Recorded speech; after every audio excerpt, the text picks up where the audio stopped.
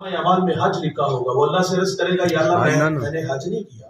اللہ فرمائے گا بتا جب حاجیوں کے قافلے چلتے تھے دل تڑپتا تھا، وہ کہے گا یا اللہ دل تو بڑا تڑپتا تھا، فرمایا اسی تڑپ کی وجہ سے تیرے نامہ اعمال میں حج لکھ دے۔ سبحان اللہ۔ اللہ میں نے ایسی امت کو پڑھا ہے وہ صرف نیکی کا ارادہ کریں گے، ارادے سے نیکی عطا ہوگی، کریں گے ایک لکھی ایک نہیں 10 جائیں گی۔ اللہ وہ امت میری امت بنا دے، فرمایا وہ تو میرے پیارے احمد کی امت ہے۔ ایک سوال اور کہ اللہ ایسی امت کو پڑھا ہے وہ گناہ کا ارادہ کرے، گناہ کیا نہیں بھائی، پروگرام بنائے رات شراب خانے میں جا کے شراب کے جام اڑائیں گے، بند کمروں میں آبرو ریزی کریں گے، منحوس خیال آ گیا میں تنکوں کے نشے من میں میری ہمسائیگی میں بسنے والے سنگے مرمر کے بنے گھروں میں رہے، میرے بچے نانے شبینہ کو ترسیں، اس کے گھر میں گھی کے چراغ جلیں، میں قسم و کرسی کی زندگی گزاروں، وہ عیش و عشرت میں رہے۔ منحوس خیال کیا ہے، رہزن بنوں گا، لٹیرا بنوں گا، ہاتھ حرام کی طرف بڑھاؤں گا، لوگوں سے چھین کے کھاؤں گا، یہ اس نے گناہ کا ارادہ کیا۔ وہاں نیکی کا ارادہ، نیکی عطا ہوئی، یہاں گناہ کا ارادہ ہوا، تو کیا یہاں فرشتے کو حکم ہے کہ میرے بندے کے دماغ کی سکرین پر اس وقت جو گندے خیال آ رہے ہیں مجھے پسند نہیں اور اس کے کھاتے میں گناہ ڈال دو؟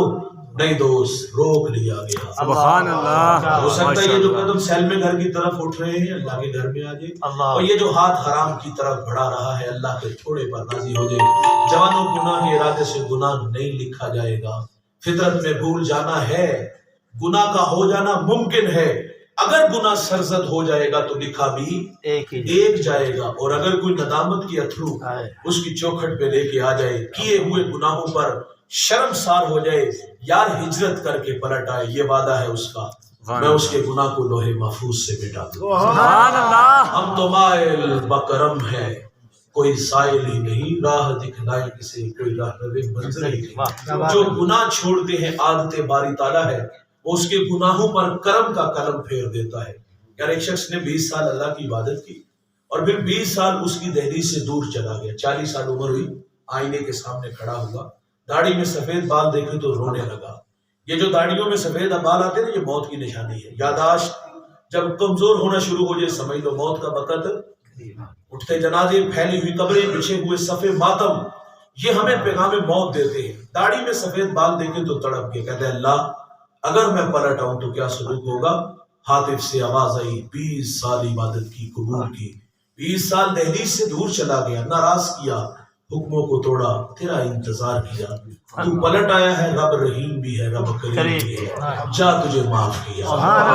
آج صابی نے کھلے راوی نے، آج معذرت کریں گے تو بھائی وہ ہمیں معاف کر دے گا۔ مدینہ میں ایک گویہ تھا، بوڑھا ہو گیا، فنکار کی عزت فن کے ساتھ ہے بھائی، فن کمزور ہوا کون فنکار کو جانتے، بڑے بڑے نام سنے، اور جب وقت آخر آیا بستر علالت پہ آ گرے، زندگی موت سے جنگ لگی، کوئی پرسانے حال نہیں تھا بھائی، کوئی دل جوئی کے لیے نہ آیا، نہ غم گسار ملا۔ بھائی جان بڑے بڑے نام آخری وقت میں بھیک مانگتے نظر آئے، صدقہ و خیرات کھاتے نظر آئے۔ یہ مدینے کا گویہ جب تک آواز تھی پیٹ کی آگ بجھتی تھی، آواز گئی تو کسی نے پاس بٹھانا بھی چھوڑ دیا۔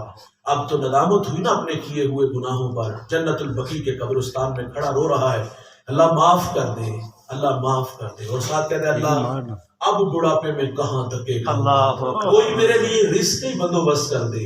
ہاتف سے حضرت عمر رضی اللہ تعالیٰ عنہ مسجد نبوی میں ماہ استراحت تھے، خواب میں آواز عمر بقیع کے قبرستان میں میرا بندہ مجھے مدد کو پکار رہا ہے، سبحان اللہ۔ اٹھو اور اس کی مدد کو پہنچو، ننگے پاؤں ننگے سر دوڑ لگی ہے، قدموں کی جب آہٹ اس گویے نے سنی نا، پیچھے پلٹ کے دیکھا تو حضرت عمر تھے، کہتے ہیں اللہ آج عمر کے غضب سے بچا لے۔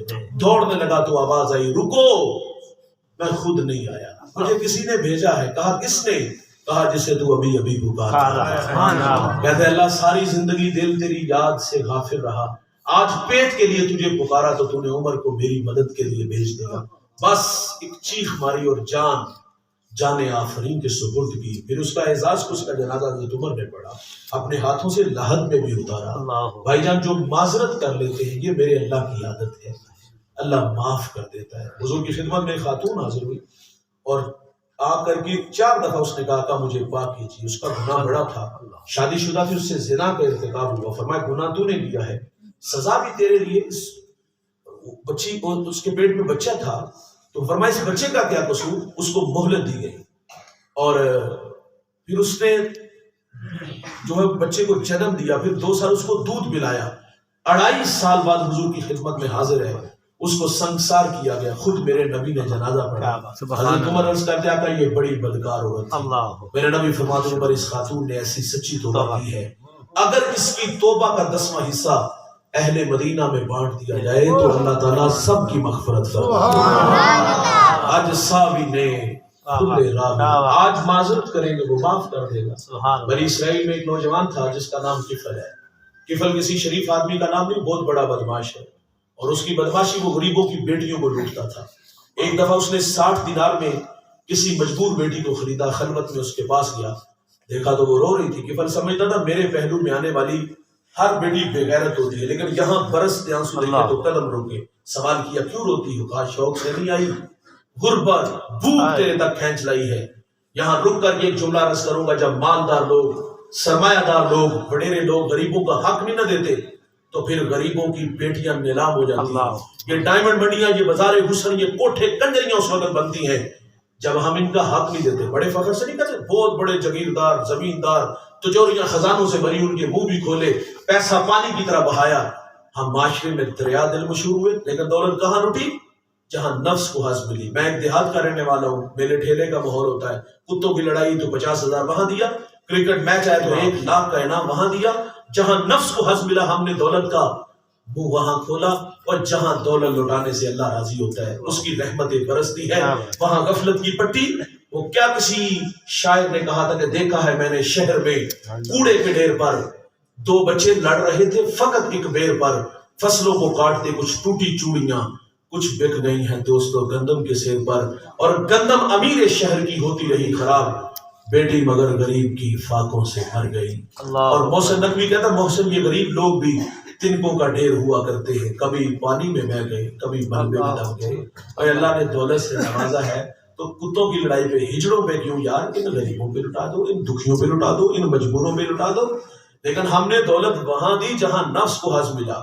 کمالیہ کی خبر آج سے تقریباً 1.5 عشرہ پہلے کی کہانی، ایک بوڑھا اپنی بیٹی کو تعلیم کی دولت سے راستہ کرتا ہے، بالغہ ہوئی، ایک رشتہ ملا، ادھر سے بارات آ رہی ہے، دربار بیٹی والے تیاریوں میں تھے، ہمسائیگی میں سے کسی نے شرارت کی، جس کے گھر میں آ رہے وہ اپنی بیٹی کو چند جوڑوں کے سوا کچھ نہیں دے سکتا، بارات وہیں سے واپس چلے گئی۔ بتائیے کہ اس بیٹی کے دل پہ جو کچوں کے زخم لگے کس نے مداوا کرنا تھا؟ بوڑھے باپ کی کمر ٹوٹ نہیں گئی، چاندی اتر آئی بیٹیوں کے بالوں میں۔ مفلس کو پھر امید ہے کہ بارات آئے گی، کتاب زیست کا ایک اور باب بیت گیا، جہیز بن نہ سکا اور شباب بیت گیا۔ ہم کہتے یہاں لٹا دو نا یار۔ ہمارے گجرانوالہ دھلا چوک میں بوڑھا دن دہاڑے آٹے کا تھیلا اٹھا کے دوڑ لگاتا ہے، نحیف تھا، 2 قدم چلا، لوگوں نے خوب زد و کوب کیا، بعد میں سوال کیا بوڑھے یہ جرت کیوں کی؟ کچھ زخم سینے پہ تھے، کچھ لوگوں نے مارا تھا۔ کہتا ہے 1 ہفتہ ہو گیا اس چوک میں آ کے کھڑا ہوتا ہوں مزدوری کے لیے، اور لوگ مجھے بوڑھا سمجھ کے چھوڑ کے چلے جاتے ہیں۔ روزانہ خالی ڈبہ جب گھر لے جاتا ہوں قدم بوجھل ہوتے ہیں، بچے سوالیہ نظروں سے دیکھتا ہوں تو میرے پاس ان کے سوال کا کوئی جواب نہیں ہوتا۔ آج چوری پہ آمادہ ہوا، وہ مر جاتا نا بوڑھا غربت کی زندگی تو محلے سے سخی بڑے نیک کفن کا انتظام ہماری سیٹ صاحب کہاں تھے آپ جب وہ پیوند لگے کپڑے پہنتا تھا؟ آج مر گئے تو چٹا لباس لے آئے ہو، اصل دولت کا قد بڑا ہوتا ہے، یہ بونے نظر آتے ہیں۔ آج مر گئے تو سفید لباس لے آئے، پھر رشتہ دار بھی جمع ہوتے ہیں، حضرت جی کل 10واں 40ویں کی روٹی بناتے ہیں۔ داور محشر جو قیامت کا منصب ایسے رشتہ داروں کی روٹیاں ان کے منہوں پہ مارے گا، جب نوالے کو ترس لے دے، کہاں تھا چچا، کہاں تھا بھائی، کہاں تھے یہ بھتیجے، کہاں تھے یہ گلی محلے کے لوگ؟ ہم نے مرنے کے بعد ہی لوگوں کو کھانا کھلانا ہوتا ہے۔ جنازہ اٹھتا ہے تو آپ دیکھتے جو سب سے آخر پہ ہوتا ہے نا، اس کی بھی کوشش ہوتی ہے میں آگے بڑھ کے چارپائی کو کندھا دوں، یار آج مردے کو سہارا دینے آئے ہو، زندہ کو دے دیتے یار، زندہ کو بھی تو تمہارے سہارے کی ضرورت ہے، کیوں نہ سہارا دیا؟ تو خیر کفل کے پہلو میں تڑپتی بیٹی کی کہانی، بھائی جان بازاری نہیں تھی، جسم فروش نہیں تھی، اس نے کہا مجھے بھوک تیرے تک لے آئی ہے۔ یہ ایک جملہ کفل کی ہدایت کا سبب بنا، دل کے آئینے میں چوٹ لگی، کفل رویا اور رو کے کہتا ہے بہن معاف کر دے، تو جس عزت سے آئی ہے اسی عزت سے واپس گھر چلی جا، میرے لیے دعا کر، میں بڑا کتا انسان ہوں، اللہ مجھے معاف کر دے۔ وہ بیٹی گھر چلی گئی، ادھر تقدیر کا قلم چل گیا، اسی رات کفل کو موت آ گئی۔ صبح ہوئی تو زمانے نے کفل کی دیوار پہ یہ لکھا ہوا پڑا تھا، اللہ نے کفل کو معاف کر دیا۔ آج صحابی نے، کھلے راوی نے، آج معذرت کریں گے وہ معاف کرے گا۔ وقت میں کافی ہے، ایک بھی قطرہ آب ہوش ہنگام کا، جل گیا جب کھیت برسا بھی تو پھر کس کام کا، پھر پچھتانے سے کچھ نہیں ملے گا۔ کافر بھی کہیں گے اس دن یا لیتنی کنت ترابا، ہائے کہ میں مٹی بن جاؤں۔ لیکن بھائی اس دن یحییٰ علیہ السلام کے ہاتھوں مینڈے کی شکل کے اندر موت کو موت آ جانی، اس دن صرف زندگی ہوگی۔ تو موسیٰ علیہ السلام نے عرض کیا اللہ میں نے ایسی امت کو بڑا ہے، وہ گناہ کا ارادہ کریں گے، ارادے سے نہیں لکھا جائے گا، ہو جائے گا تو لکھا بھی ایک جائے گا، وہ امت میری امت بنا دے۔ فرمایا وہ تو میرے پیارے احمد کی امت ہے۔ 9 سوال تھے، ہر سوال پہ ایک ہی جواب، اور آخر پہ عرض کرتے ٹھیک ہے اللہ وہ امت میری امت نہیں بنانی تو نہ بنا، مجھے ہی اس محمد کا امتی بنا دے۔ سبحان اللہ، نعرہ تکبیر، اللہ اکبر، نعرہ رسالت، یا رسول اللہ، نعرہ رسالت، یا رسول اللہ، نعرہ تحقیق، نعرہ حیدری، یا علی، علماء اہل سنت زندہ باد۔ یہ میری خوش قسمتی، میں تیرا ہوں ظالموں کی مندلوں نیازی کبھی، وہ کہیں امتی تو بھی کیا یا نبی۔ میرے نبی نے اس امت میں 63 برس گزارے، آئے رہے، اور جب اللہ کے حضور حاضر ہونے لگے فضل